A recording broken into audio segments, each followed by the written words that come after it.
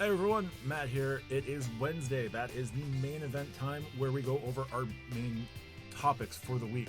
So if you're watching or listening, this is the meat and potatoes of the episode. If we happen to have any news to discuss as well, that's where we'll talk about it here. For the full episode, check us out on Saturdays. Thanks for watching and listening. Hope you enjoy. I definitely can. And finally, RJ, RJ, I stepped into your role as AP last week, and I don't want to do that again for a little while. Thank you for all you do. How are you today? I'm better. I was in quarantine because I was very, very sick because my 2-year-old niece gave me a cold, and kids' colds are the devil. But I am better. Not 100%. I think I've had about 300 cough drops in the last like 3 days. But I am better. I can talk, which is a prerequisite for a podcast. All I'm hearing is that children are biohazards. Oh, absolutely. Yes. Yep. Um, yeah, and when they go to places like daycares and nursery schools and pre-K and It's a kindergarten, they're just it's a perpetual sickness that just never ends. yes. This is the sick that never. I'm going to stop that right now. And we're going to move over to our news and topics of the week. We have one quick bit of news. In the last week or so, I want to say since our last recording, maybe off by a day or maybe even a week, but both Capital One and Chase have recently opened a pair of lounges. Capital One has opened the new Capital One Landing at Reagan National Airport in DC, DCA. I'm just going to refer to it as that for reasons.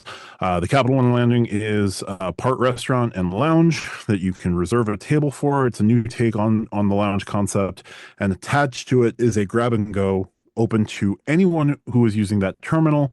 The biggest thing with the grab and go is you have to pay for everything, but if you hold a Capital One card, regardless of what Capital One card it is, I believe that you'll get a 50% discount. I know the Venture X at least is going to get that 50% discount at the grab and go next to the landing. It is not a part of the landing, but that is at DCA. And then Chase has finally opened the relatively minuscule Sky Harbor lounge. That is, I believe it's 3,500 square feet at in Sky Harbor. It's in Terminal 2, but or the South Terminal. Don't hold me to that. It's relatively small, but they have both open lounges in the last couple of weeks. So how are we feeling overall about the lounge race? Chase's up to its fifth lounge. Capital One's Landing brings it up to four open, with planned launches for the Chase Sapphire Lounge at San Diego on December 6th. And they've said that Philadelphia and Las Vegas will open by the first half of next year. Lani, how do you feel about the state of the race for lounges right now? I think lounges are becoming more important. Now, the Capital One Chase aspect of the question doesn't really do anything for me because I don't have a Capital One card, so never stepped foot in one. But I have a Chase Sapphire Reserve, and guess what? Still never stepped foot in one. They're just not in the places of the airports I visit, or in the terminals of the airports that I visit. So I never got to experience them.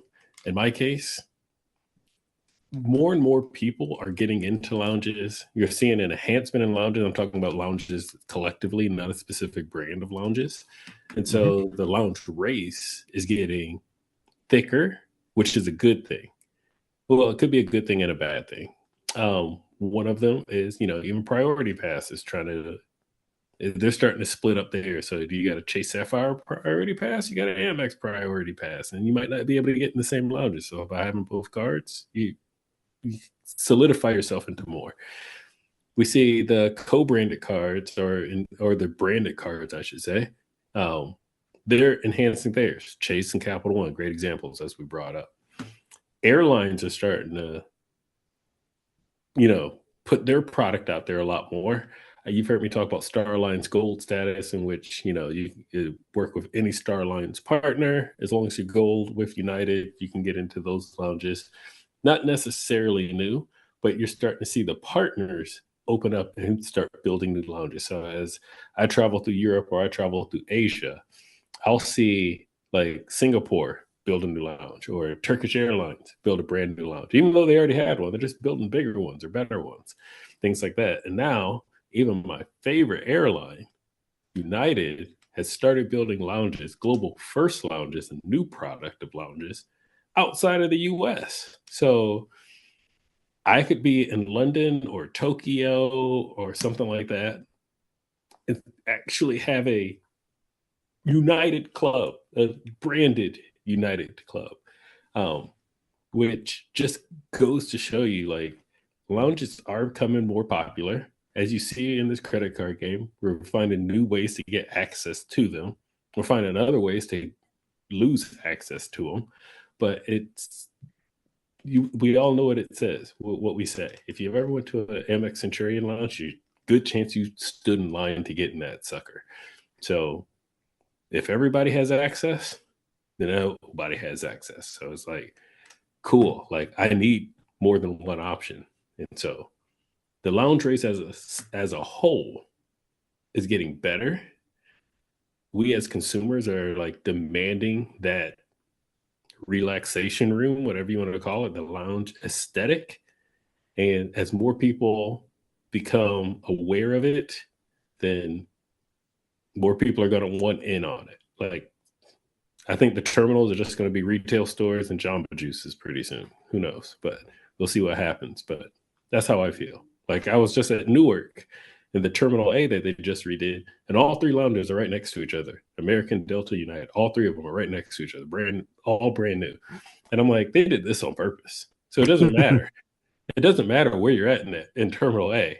All the lounges are you take all three, no matter which one you go into, you get in the same elevator with everybody. And so they did that for convenience. Instead of spreading them out, they did it for convenience. You can tell from the construction of it all. So lounges are becoming more important.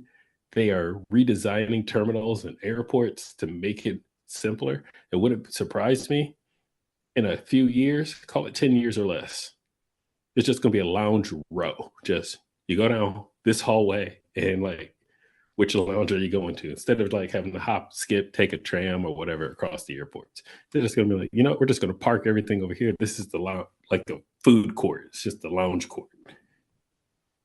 The lounge lobby. Pretty much, yeah. Anytime I can fit it in alliteration, I will. RJ, your thoughts on the state of the lounge race? I know that you won't necessarily worry about the Chase or Capital One lounge specifically, but the lounge race in general. Well, you can get into Capital One lounges. Sorry.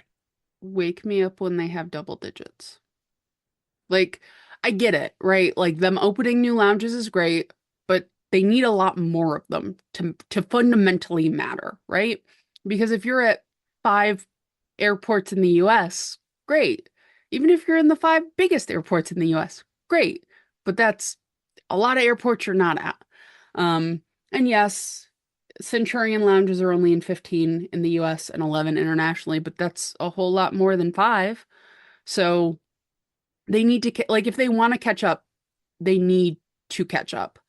So I encourage them to keep opening them.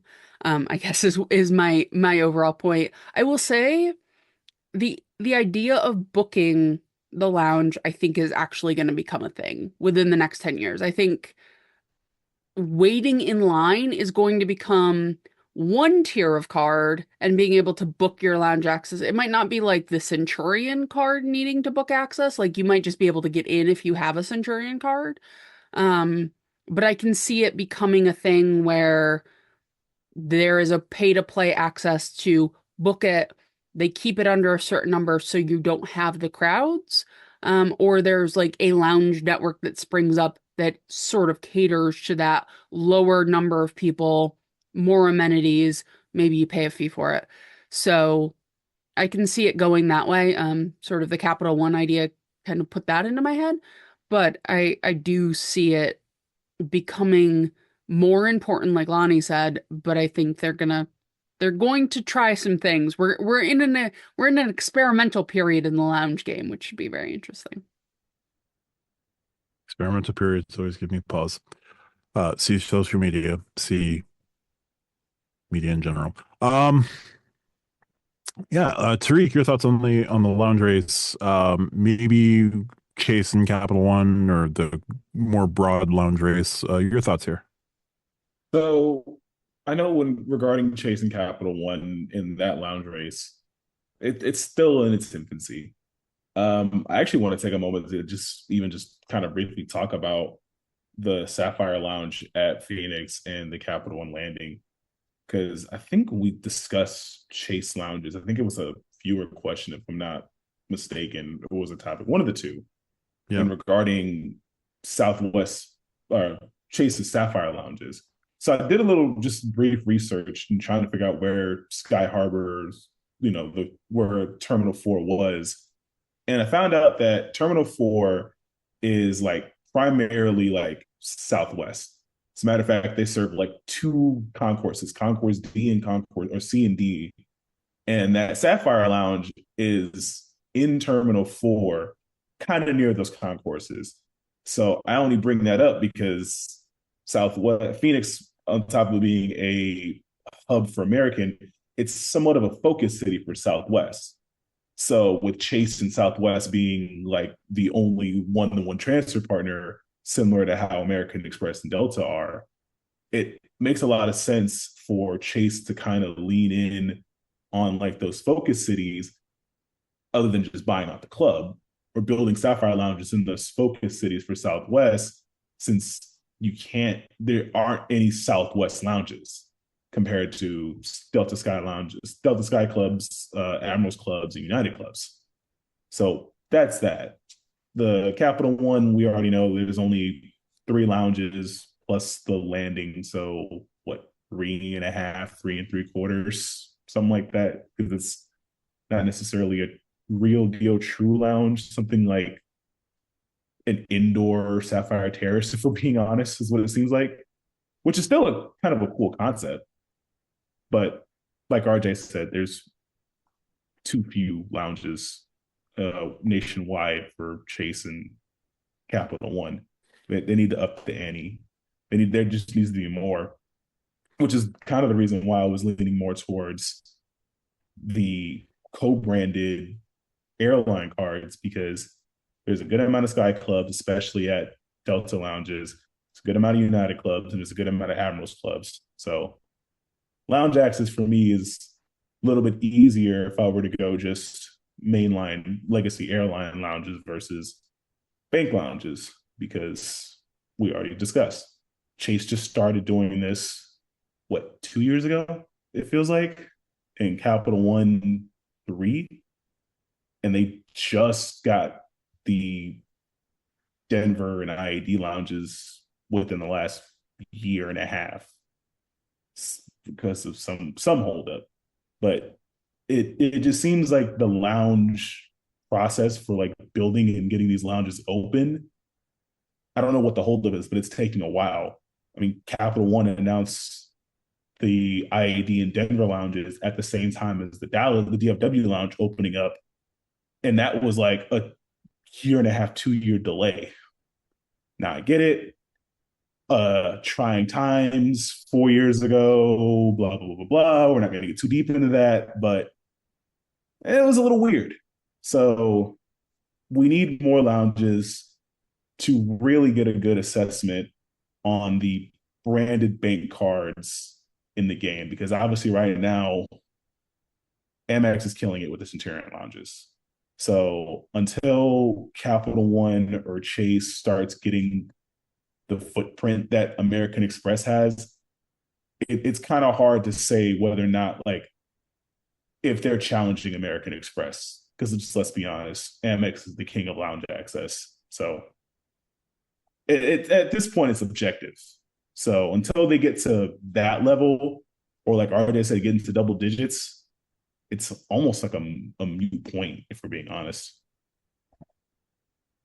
No, that's fair. With Chase, I know they've got Hong Kong, Boston, LaGuardia, JFK, IAD, Phoenix Sky Harbor now open. They're set to open another 3, so that would be 9. And then they also have they announced LAX, so they're going to hit 10 in the next 2 to 3 years. At least they have a plan for 10. But we also have City is going to be joining the Lounge Club at some point, the Lounge Race at some point in the next 5 to 7 years. No idea what Wells Fargo may or may not do. There are other credit card issuers that may or may not join the lounge space, depending on their survivability and their relationship with Wells Fargo.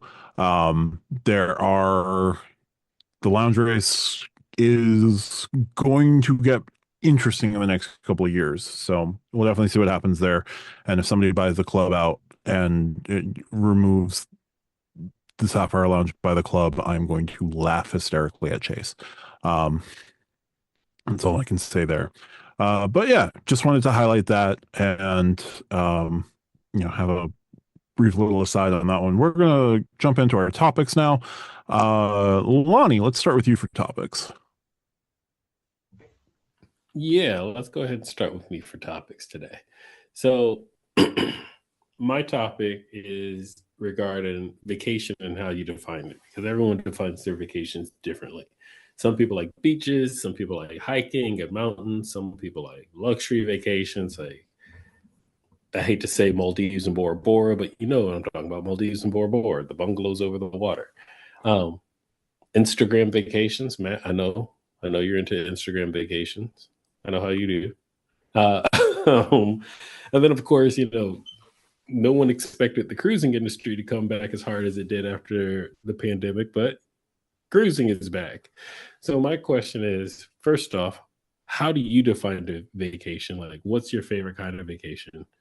And then how do you use your points and strategy, or how have you built your points and strategy to achieve said desired vacation? So Matt, I'm actually going to jump to you with your Instagram vacations first for this one.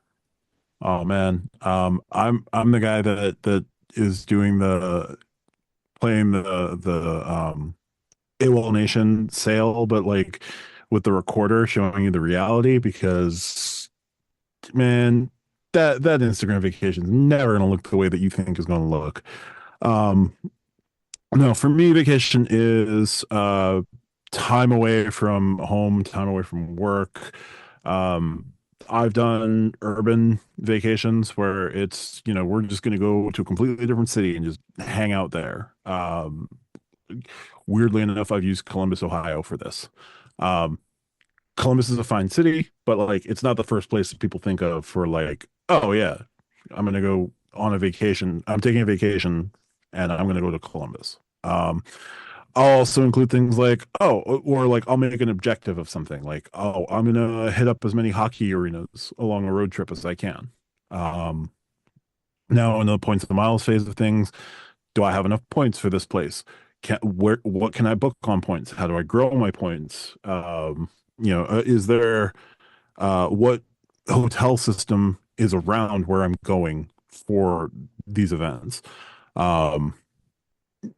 If there's a Hilton, I'll make sure I have enough points for Hilton. Is there IHG nearby? Let me transfer some points into IHG1 from my Chase account. Is there Hyatt? Cool. How many nights at category 1 or 2, just to keep my point levels, like just so I can take care of the nights and know what I'm getting. So having that flexibility now for like road trips is good there. I haven't done big destination vacations just because I've been a working stiff most of my adult life and have not had the time to do that. But now, like with my family, taking that time, making sure I get the time away and booking everything out. At some point, I think in 2026, we're going to do an international flight to to Ireland, so that will probably be like a lay flat type transatlantic flight. I'll book lay flat seats. Ireland's not the biggest destination to book lay flat seats, but if I can book them, I'm going to book them. Why? Because I want to. And visit family and stuff like that. So international family visit would be different just because I may be able to not have to worry about points for hotels or anything like that. It's just spending time with my family in the Irish countryside. But right now, my strategy is just give myself the flexibility to do what I want when I want to do it.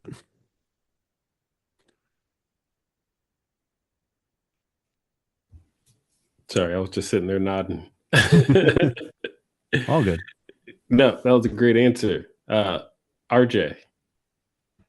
So I think I sort of have levels of vacation. I think at the base route, it's not sleeping in my bed for a night, right? Like that, I think is the bare minimum of vacationing. It is not a day trip. It is simply not sleeping in my bed for an evening. Because I do my weekend vacations where I go. I don't deal with family for a day. I don't deal with work for a day. I don't deal with anything for a day. I leave my house. And as somebody who works from home and has for several years, leaving your house is an event at a certain point, as Matt alluded to earlier. So that's sort of the base level of vacation. And then I have, the sports trips where I'm going to Boston or I'm going to Louisville or I'm going to Kansas City or I'm going wherever. Those tend to be pretty basic in terms of like I'm not booking, a suite. I don't really care about suites in general for hotel rooms unless it's like a Hampton Inn suites and then I'll get a little bit bigger room, but it's more of a, a mid-level, let's say. And then I have something like the Nashville trip I'm booking for my mom's birthday where we're getting nicer rooms with lounge access at the hotel. We're, doing different things like that. So I sort of have the three levels of what I do. As far as how do I build my strategy, I'm going to travel anyway. Like I am going to go to sporting events anyway. That is not going to change whether I have one credit card or 50 credit cards. So what I really do is I try to supplement what I'm doing with points. I don't I am not the person like with the flow chart of I need 150,000 points every year or I'm not going to no, I'm going to travel. If I have to pay cash, I have to pay cash and then I'll pay cash. Like points just make things easier. I might do an upgrade instead of, a lower tier room. Like I might benefit from things like that. So for me, the points game is more a supplementation of things I'm already going to do versus creating completely new things that I wouldn't have done anyway. So I guess that's how I would define it. I just sort of I spend money. I'm good at spending money. I'm really good at spending money. And I have learned how to be really good at spending money on specific cards to get certain things to happen. So my strategy is just spend money and use points effectively. And my effectively comes with, I love a spreadsheet. I hate math. So I have found a way to sort of balance those two loves in this game, and I do pretty well for myself. Nice. Nope, makes total sense. That's why I'm loving this question. Tariq, I'm coming to you next. Yeah, and being the last person to answer the question after hearing the first two, I'm going to sound a little repetitive. So it kind of sucks, but it is what it is. For me, if I'm leaving the crib and I ain't working, that's a vacation. It could be the little weekend trips when I go to a football game that I've done, 3 times this year? Or it could have been my trip to the Space Center to go, see my girlfriend, be happy to see a bunch of space because, she was into astronomy before other things, changing a major or minors and stuff. So that's like RJ said, kind of the baseline. Haven't really done the multi-day, took a extended amount of PTO to just really relax from a different destination vacation. I know my job in December for the Christmas holiday, between Christmas Eve and New Year's Day, I have that off. So I'm gonna have like 9 days off of work. So I'm gonna spend some time and be spend a few days away from my home. So that might be like a series of multiple trips that may end up being a vacation, although one that won't feel too refreshed. I haven't had a vacation since Chicago. I miss that. It was fun.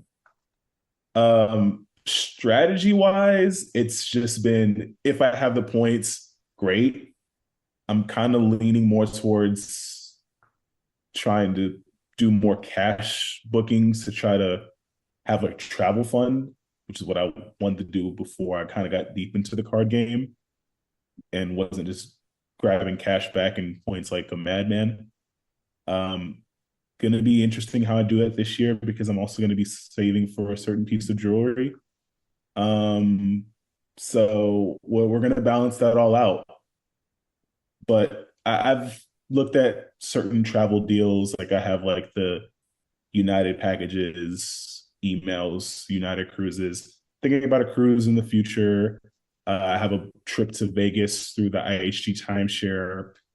I got like, I think 4 days, 3 nights, and 50,000 IHG points for $200. So all I got to do is just cover airfare and then food. So that's pretty much all I got for 2026. And then I think my girlfriend's going to be thinking about going to DC for like a school thing. So I might tag along for a few days and then go visit a certain somebody in the CIA if I do make that happen. So it's just accumulating points. I know I'm going to be earning a lot more IHG points when I make that my IHG Premier my catch-all card versus the Ink Unlimited, because I like 3x IHG points more than 1.5x chase points.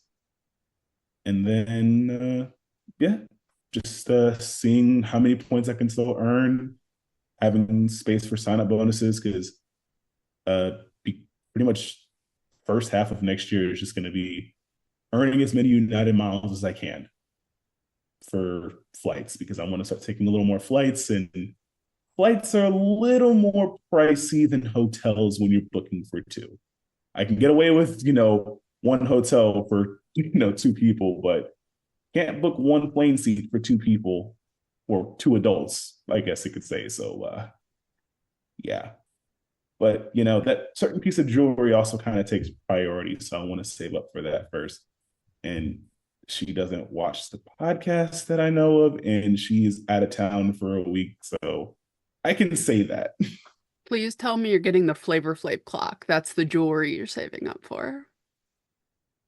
Yeah, boy. It is a consideration, but it does have some other certain metals, precious metals, that some people say are a girl's best friend.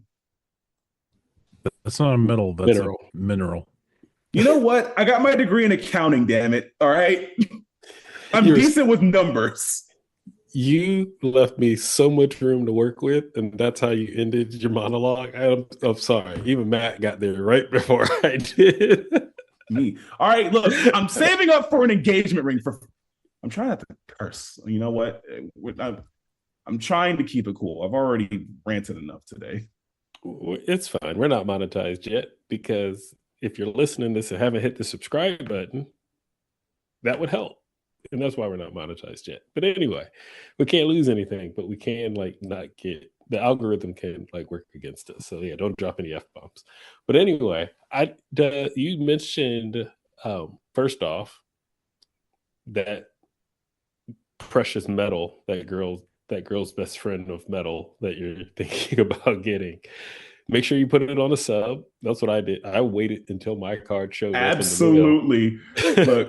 Look, the fund for the piece of jewelry is separate from when I'm gonna buy it, because I'm gonna buy it summer of next. I got a whole plan for that. You best believe, whether it be whatever it may be, I might screw around and put that on a, well, let's see, because that's Business platinum.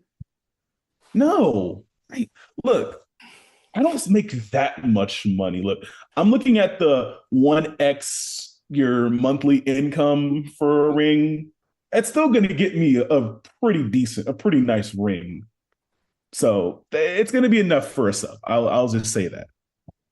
But then the astrology part, were you talking about the Johnson Space Center, or are you talking about like there's a planetarium down there in your area? 'Cause I don't know of a planetarium, but the Johnson Space Center is the place I want to visit. Oh yeah, we were at the Johnson Space Center. That was 2 weeks ago. Yeah, 2.5 weeks ago. It is nice. The only thing was, my mom. It was a gift from my parents. They gave me the tickets, so we weren't able to do the mission control tour because apparently you have to book that when you buy the tickets. It's like a certain package, and my parents bought theirs through the Air Force ITT. If you know, you know. So we were able to do the one free tour. We got to see the Saturn V rocket, and that was really cool. And then they have like a SpaceX rocket, but Saturn V is better than SpaceX for Which so many spaceship? reasons. Which spaceship do they have there? Because I know Endeavor's in LA, Discovery is it the Smithsonian in DC? I forget which one. I think maybe Atlantis, maybe in Florida. I might be getting Atlantis and Discovery mixed up between DC and Florida, but which one is in Houston? I can't remember the Or is it name Liberty? of. It might be Liberty. I don't So remember. I know. I think it's a. I don't know if it's like a. It's not a true shuttle, but it is one of the like National Space Shuttle era shuttles.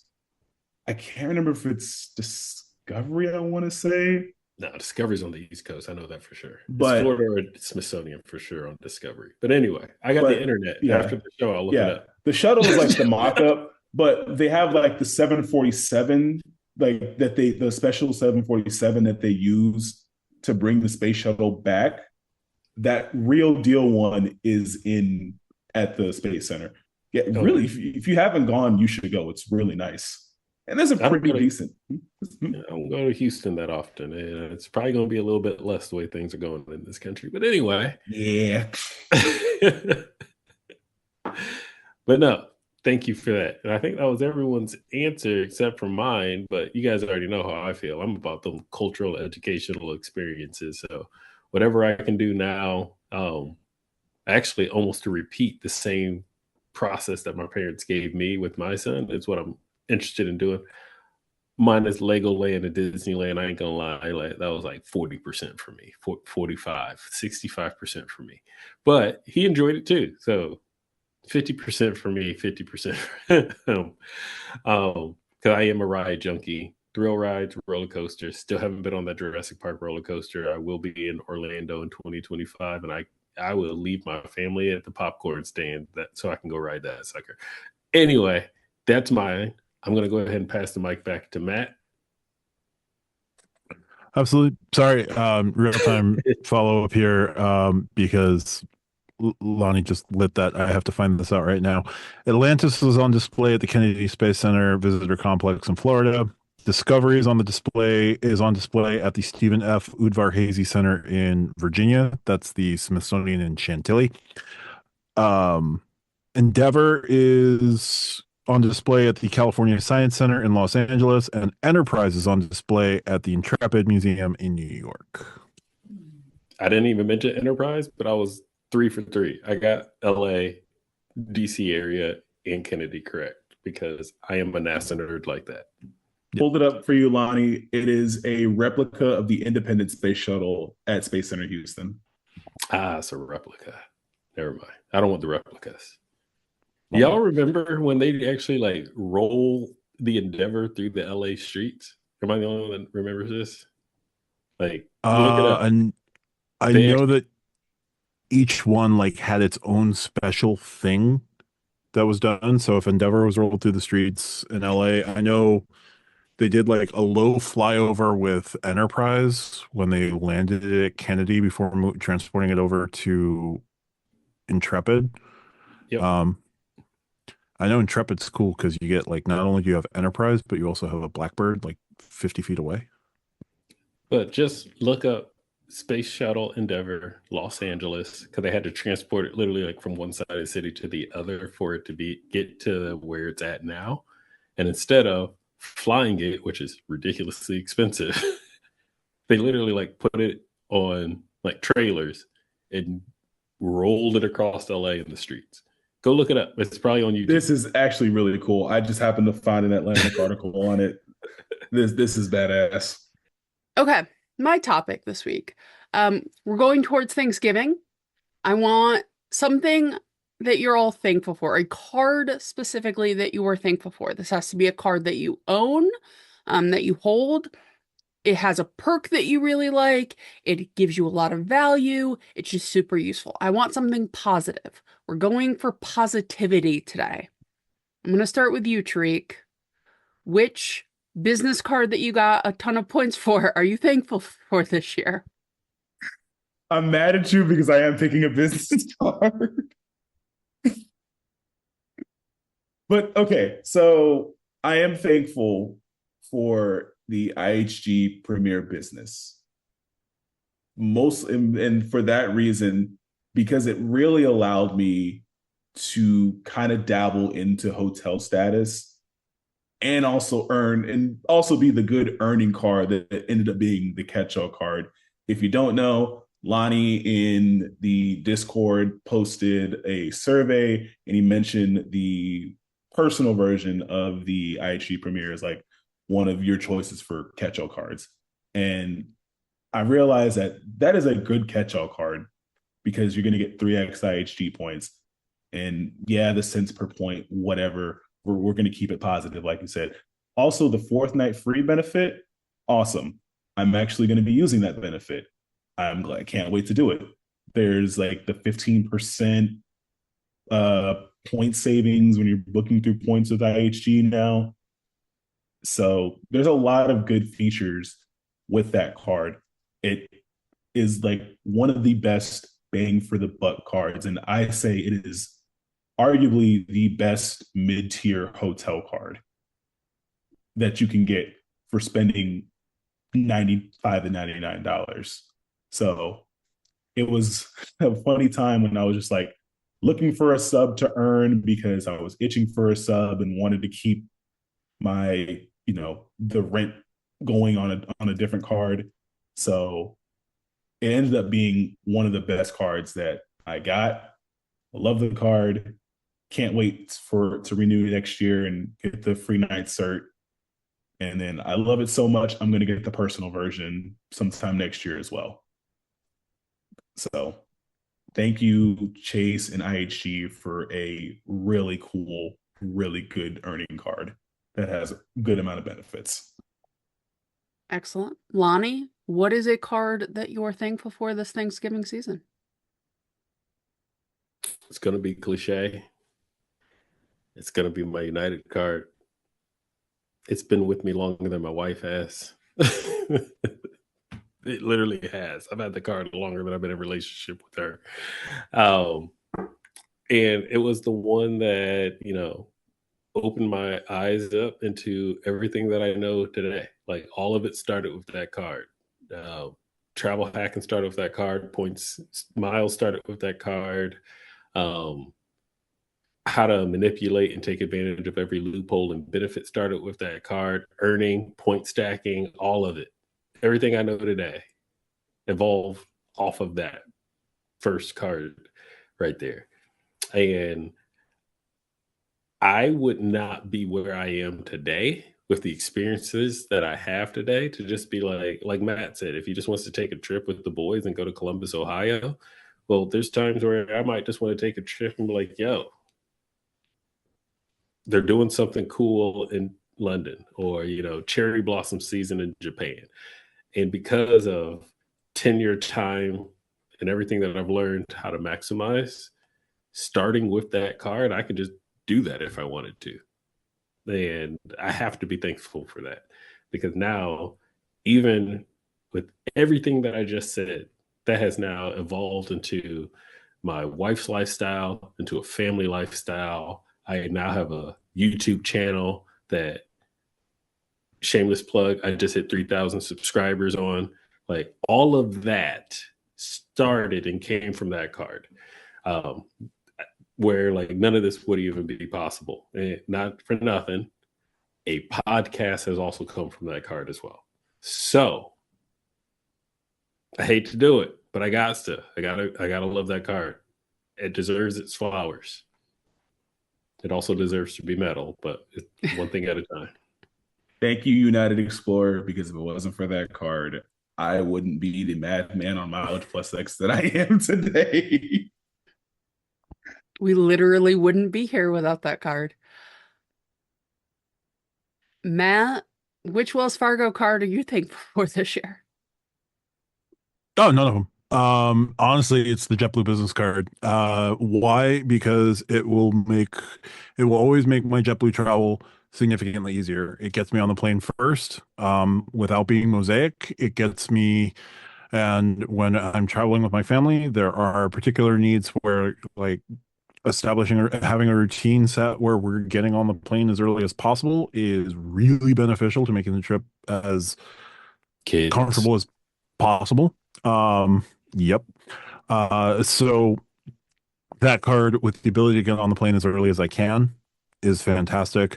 The fact that I get a 10%, I get 10% of my points rebated back to me whenever I book with points through JetBlue. Nice way to start saving up points for the next trip.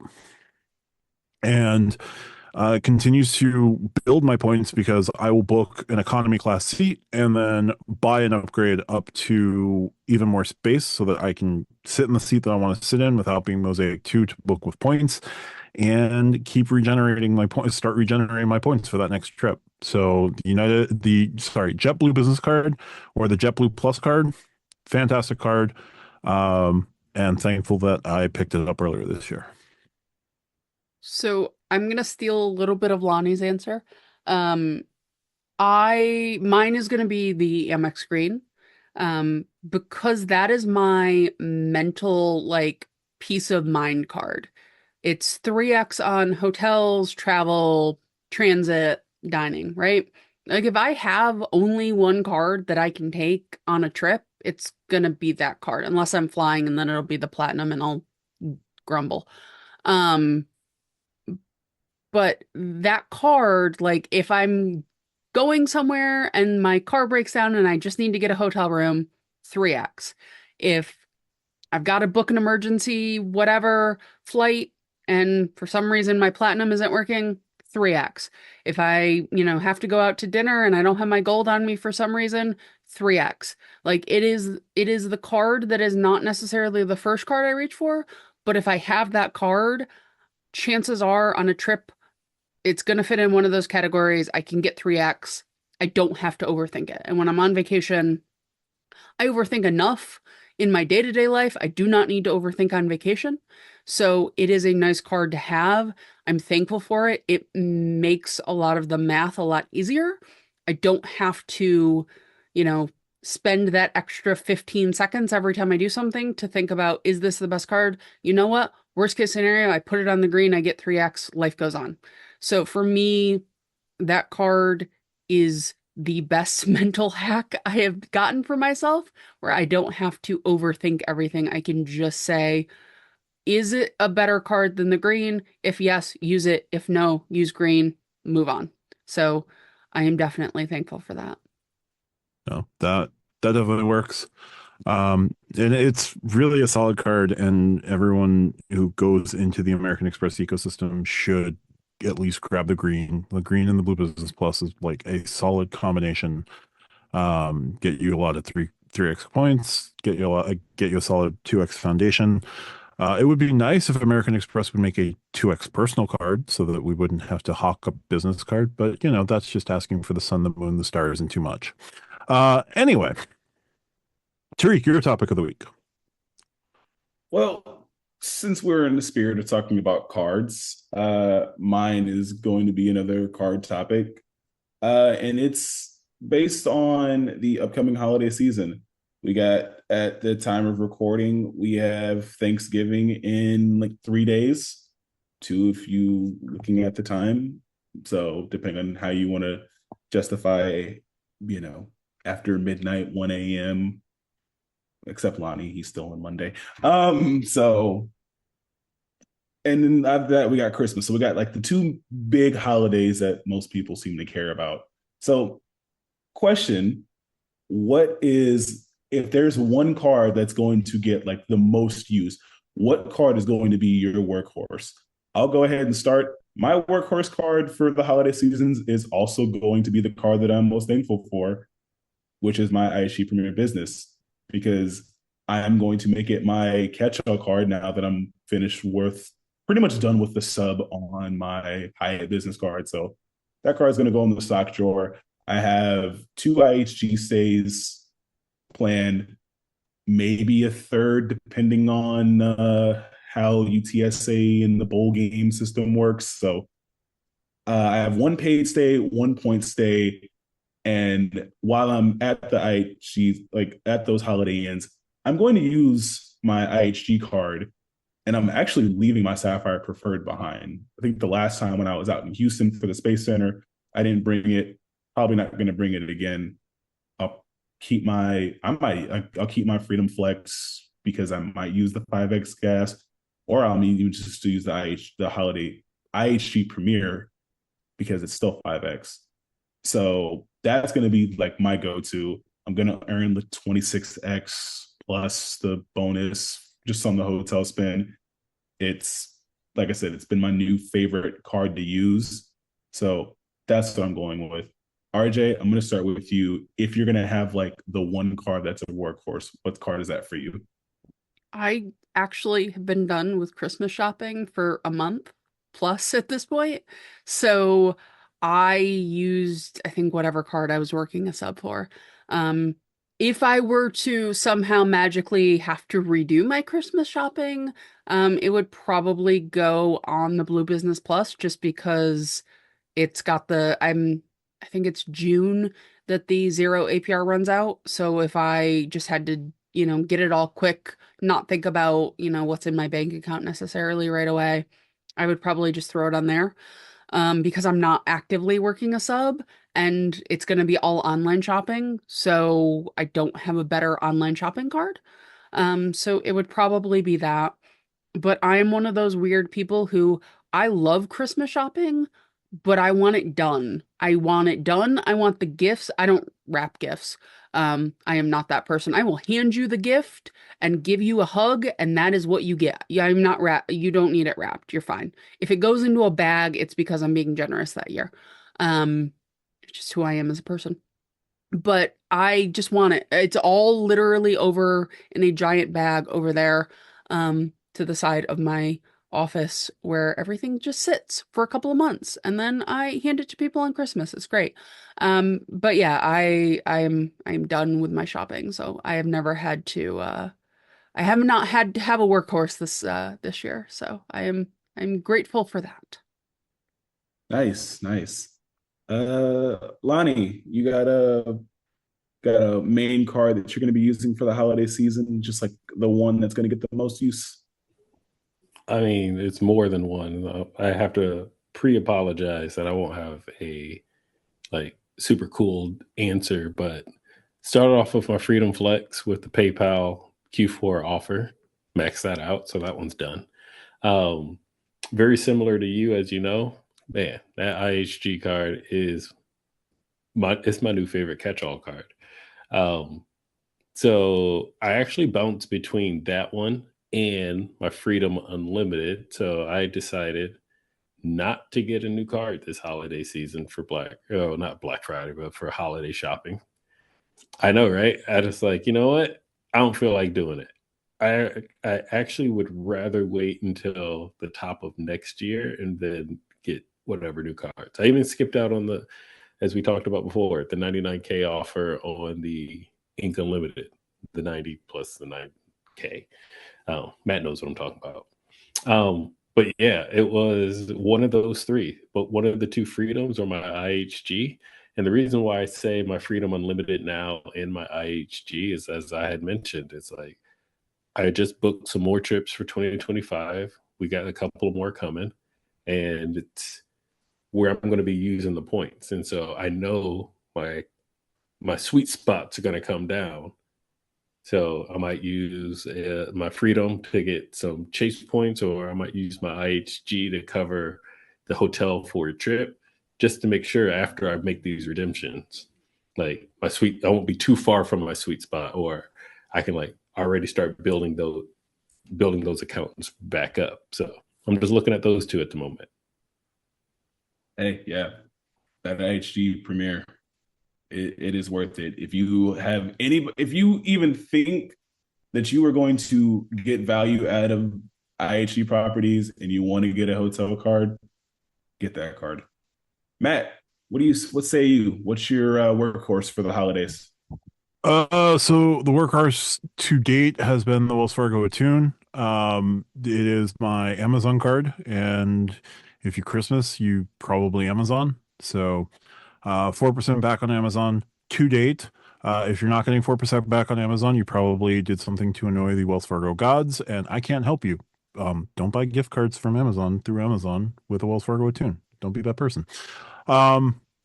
That's been getting a heavy lift. I've also bought things from like Lego. I have to double check to see if that coded 4%. Lego seems like the sort of thing that should code 4%, but I'll double check. If it hasn't been the Attune card, it's been honestly the Hilton Honors card, 3x everything else category.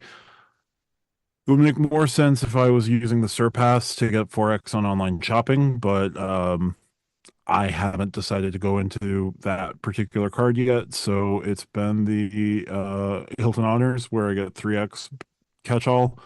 That's been for a kind of in-person Target, Walmart, etc. So those two have been the two real workhorses for the holiday season. I'm about to wrap up my Chasing Cash welcome offer. Then I'm gonna change some spending on that one. And yeah, that's been it. I bought some stuff for the business on the Blue Business Plus. So that's gotten a workout, but that has not been for the holidays specifically. That has just been for the channel. And yeah, it's been the Attune and it's been the Hilton Honors primarily. And Joanne's getting 4% back is nice. Nice. Yeah, that Attune card it was the interesting, obscure, but also cool release that nobody expected Wells Fargo to do. And it's got some good 4% categories. So I'm glad you picked up that card. It's also, for my money, one of the 5 prettiest cards in the credit card game. Yep. Definitely one of the top cards released this year. 4% back on Amazon is fantastic. If I decide to go to a hockey game, I'm going to get 4% back on most things there. Although if vendors at hockey games code is dining, then I got to use a dining card. But whatever, it doesn't matter. It's a really strong card, and you can transfer the cash back over to the autograph and transfer out to your little heart's desire to Wells Fargo's 7 transfer partners. All right. Well, thanks, Tariq, for that topic. Then we're going to conclude with my topic. My topic is we're going to go with a mini therapy session. I don't know. I currently hold a Chase card that I have not used in the last 6 months. This card does not produce ultimate reward points, which is why I haven't been using this card. This card is the Chase Slate Edge. I find myself at a bit of a crossroads where I haven't also been using my Ink Unlimited card, which is a 1.5% catch-all card. Since I haven't been using that card, I've been thinking about decreasing the line of credit on that card further, moving that over to my Chasing Cash and closing that card and turning my Slate Edge card into a Freedom Unlimited, since we haven't seen the unlimited cashback match on the Freedom Unlimited come back. Is this a good idea? Is this just a plea for help to find a use for a card that I don't currently have a use for? Am I overlooking something here with what I'm doing with Chase? Help me. And RJ, your thoughts here? Just do it. Just do something. You can make a spreadsheet, you can write a list, you can send up smoke signals to whatever gods you'd like to believe in for this particular moment. You can do all that. Or you can just change the card and like live your life. You just do the thing, man. As a fellow overthinker of things, like there's no limit to how many ways you can spin this or how many other cards you can think about or how many scenarios in your head.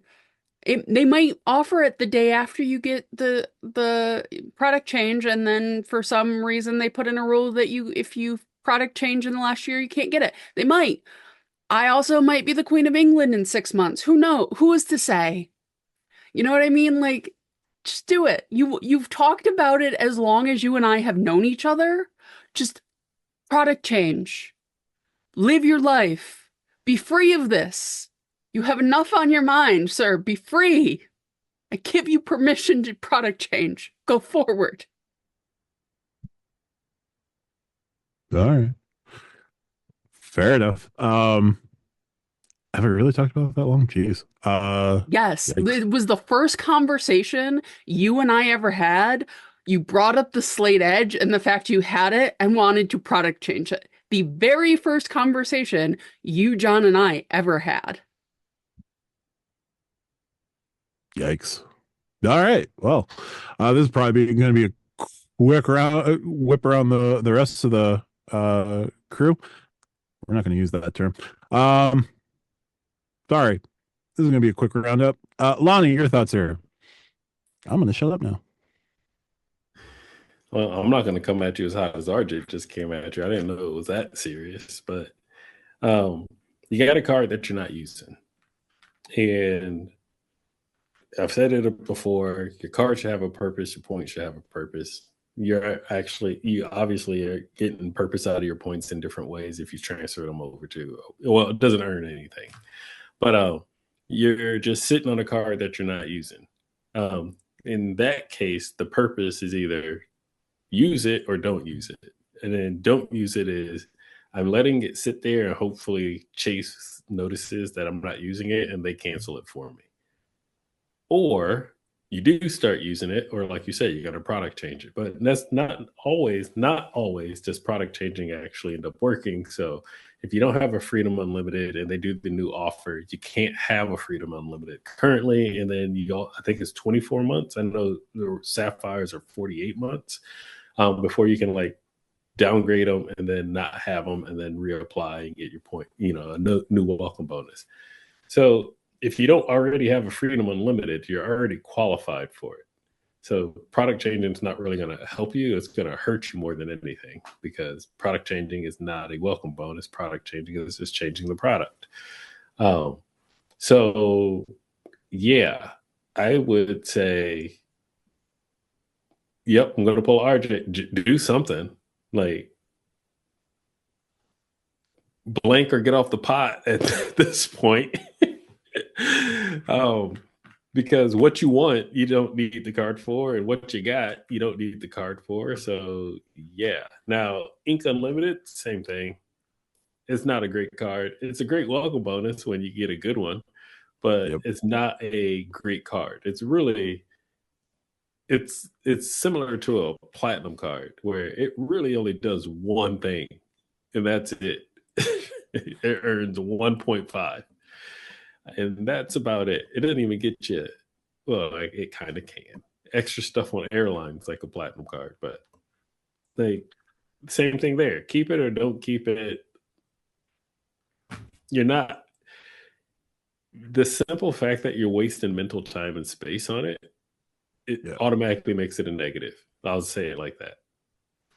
No, that works. Tariq, any final thoughts here? All right, before I answer my question, I got to ask RJ.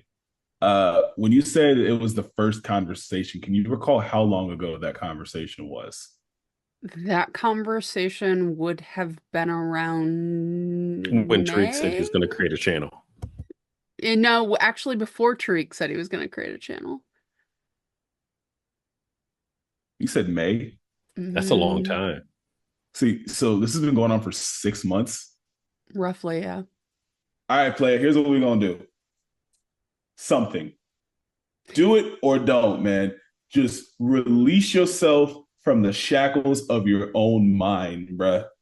Like, you got the card, you're not using it, but it's taking up, you're burning too many mental calories on the card that most people on Caleb Hammer's financial audit would use and have like a huge balance on.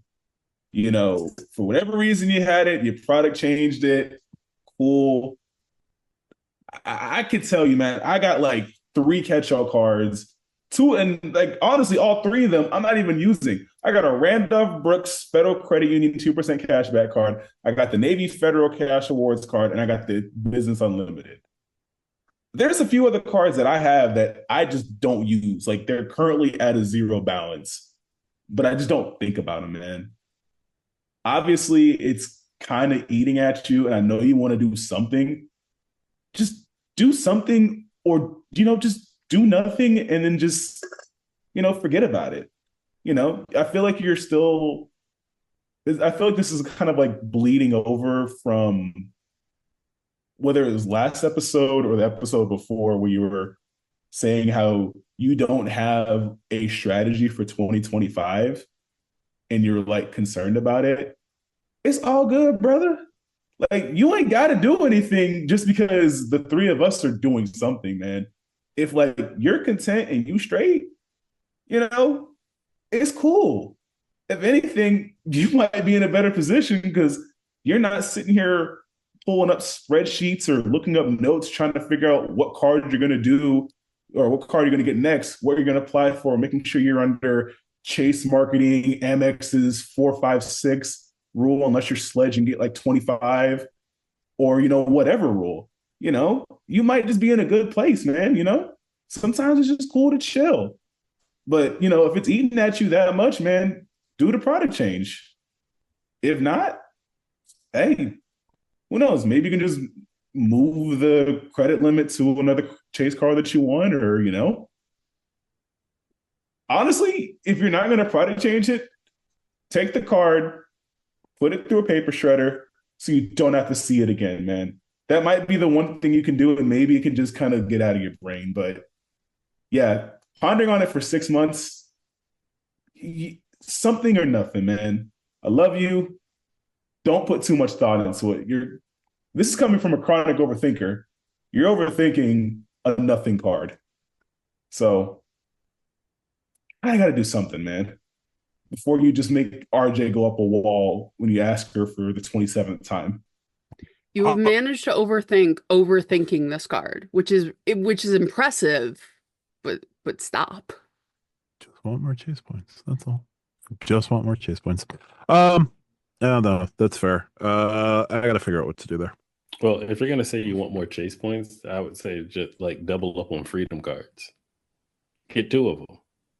Like, right now, I could use, because I've already maxed up my freedom. I don't have 2 of them. But if I had 2 of them, I could be switching to card number 2 and using PayPal for the rest of this holiday season, or until I max out number 2.